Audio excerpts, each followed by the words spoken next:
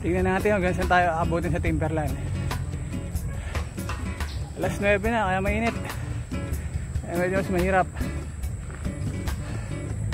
kung hanggang saan lang abutin. Kailangan natin pawisan para bumalik yung lakas.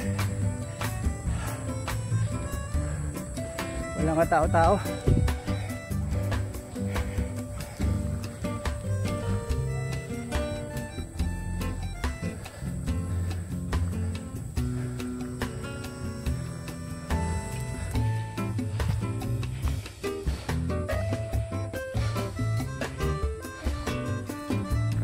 Yun.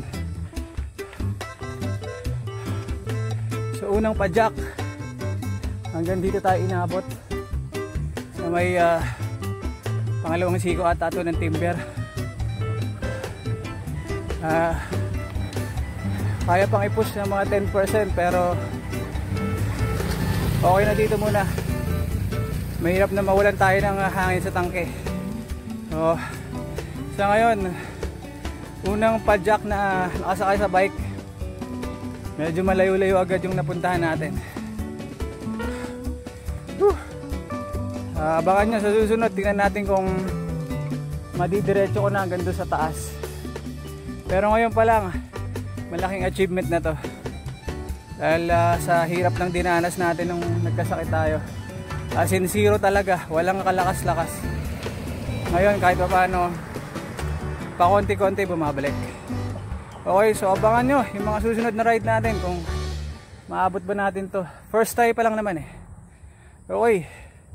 Peace. Phew.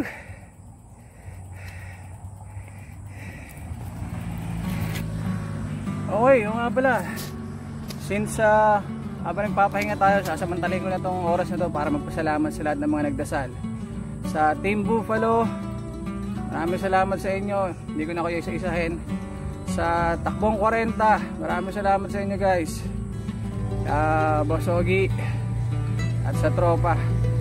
At sa Buffalo kay Boss Haji at sa tropa natin. Tapos sa JBC family, kala Boss Luis at ka Press Alex, maraming salamat sa inyo. Tropang Kamuning, maraming salamat. Sa mga ka-office mate ko, sa mga tropa natin na kila F-Boy, Lagarista Bikers, maraming salamat sa inyo. Isang malaking utang na loob yung pagbabalik natin sa bike para sa inyo. Ay, may mga bikers pa sila.